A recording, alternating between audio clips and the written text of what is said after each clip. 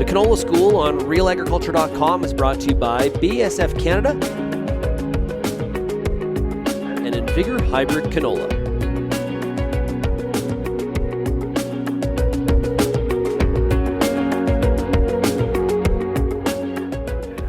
For Real Agriculture and Real Ag Radio, I'm Kelvin Hepner. We are at Canola Week in Saskatoon, Saskatchewan, and pleased to be joined now by Dr. Rex Newkirk, Associate Professor at the University of Saskatchewan, who specializes in feed processing. And Rex, certainly lots of discussion at Canola Week about increased crush capacity and what that means in terms of meal supply, canola meal supply coming onto the market.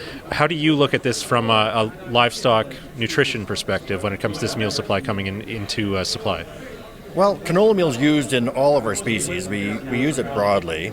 But what's happening is there's going to be a really large increase in our crush capacity. So we're probably seeing about another 3 million tons of canola meal coming onto the market. And so that's basically doubling our meal production locally. And as we start looking at our markets, we're thinking about how do we utilize that ingredient? How do we get as much out of it? So I'm working with one company where they're fractionating and trying to get more value out of it that way and building a plant based on that. We're looking at additional markets. So for example, recently I was in India, I've done some work in Bangladesh and some work in Malaysia, just trying to figure out what is the appetite, what do we have to do to get in those markets and to develop those opportunities. People want canola meal, they need canola meal, but it all comes at a price and we're going to have that supply, so it just means we're going to have to diversify our markets a bit more. I think what I'm really most excited about though is this fractionation piece, right? I think we've thought about fractionation for a long time, the value added side of it, because of this additional capacity and sort of the uptick in people's interest in protein. It's created sort of a perfect storm to address that market. So I think we're going to see some pretty significant moves in that front that we haven't seen in a while. And that would be domestic demand then, potentially, or domestic use? No, it's domestic and international. Yeah. Okay. So there's domestic from the food side of things, and certainly the U.S. I would sort of count as domestic just because they're so close. Yeah. I shouldn't put it that reliable. Way, but unreliable. Yeah. But no, certainly I think a lot of that will be going into, say, for example, aquaculture. So it would be going into South America, those kind of things. We'd like to send more of it into Europe as well, Norway, but they're non-GMO, so that sort of limits a bit on that front. But Chile and other parts of the world for sure are still open. I think there's opportunities in pet foods. There's room for us to grow, and right now because of that surging supply, people seeing that need, there's more investment in it. There's more activity in that area, and I think that's a good thing. Okay. What is there for potential to increase the use of canola meal in our rations domestically? Is there opportunity there to increase the demand, probably at the right price? That's the thing, at the right price. So right now in Western Canada, we use as much canola meal as we can, given the price point we're at. As the price comes down on least cost formulation, the amount will increase in the diet. It's called shadow price. And so yes, if there gets to be so much that the price is depressed, then more will pull into our diets. We'll see higher inclusion rates. People will be able to offset other ingredients.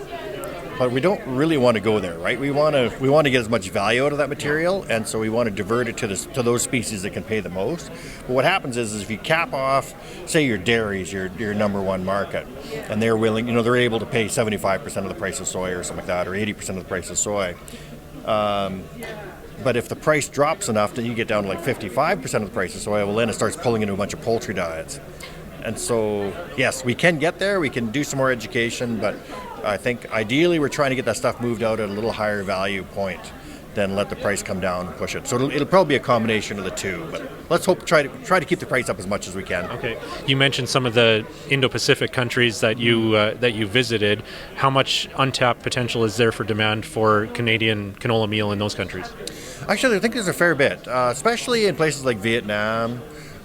They have, a significant livestock industry. Milk production is increasing. Protein production, meat protein is increasing. So they have demands for protein. In the past, we haven't put as much focus on those. We've done promotion, and material's been moving in there, but fairly small quantities because the U.S. has been taking such a large portion of our meal. China's taken such a large portion that there hasn't been as much attention on those. But I think now as this extra meal's coming on, we're going to see more attention paid to those markets and getting larger shipments going into them. Okay, you mentioned China. Is there an urgency to diversify that demand away from China? Right now, they would be the second largest market for canola meal from Canada. Yeah, that's a really good question, Kelvin. Because it's a sort of a two-edged sword. They are our largest export market outside of the U.S. They have such a growing demand, so it's you can see lots of potential there, and I'd certainly like to see more going there. But of course, there's political issues and things with sort of relationships, and that makes it challenging, and so it makes it a risky proposition. But at the same time, they are such a growing large market, we just can't ignore them, and ideally be able to address them. But I don't know, that's above my pay grade, is how we make that happen. Yeah. We won't solve the geopolitical stuff here today. No, I can't. No, that's not happening either. But it is an example, I guess. In some ways, the canola industry has been excited about having more domestic crush capacity, not having to rely on export sales of seed to China, not having to rely on some of those relationships on the seed side of things. But it is a reminder that that relationship is still important for the meal demand and ultimately the value of canola as a crop down the road too. No, and that's a good point. I guess if you think of it from that perspective, we're shipping the meal, it's 100%. Or the seed. Yeah. If we're shipping the meal, it's 60%. We got to find markets for it. They do have the demand for it, so if we can just keep that channel open. But I think we're going to have to develop some of the other markets just to sort of keep. If something does go sideways with China or there's a back off on that, then we have alternatives, or we can. So we have some work to do there. All right. Yeah. Well, we'll definitely be following as it unfolds here in the coming years. Of course, these crush plants are coming on stream in the next couple of years, so it'll be here before we know it. Yeah, no, it's an exciting time, to be honest with you, to see this kind of growth, to see the opportunities on the oil side and the fuel side. I think it's fantastic, and we're going to see those opportunities in the meal side. We just have a bit of work ahead of us. All right. Thanks for your time, Rex. Yeah, thank you.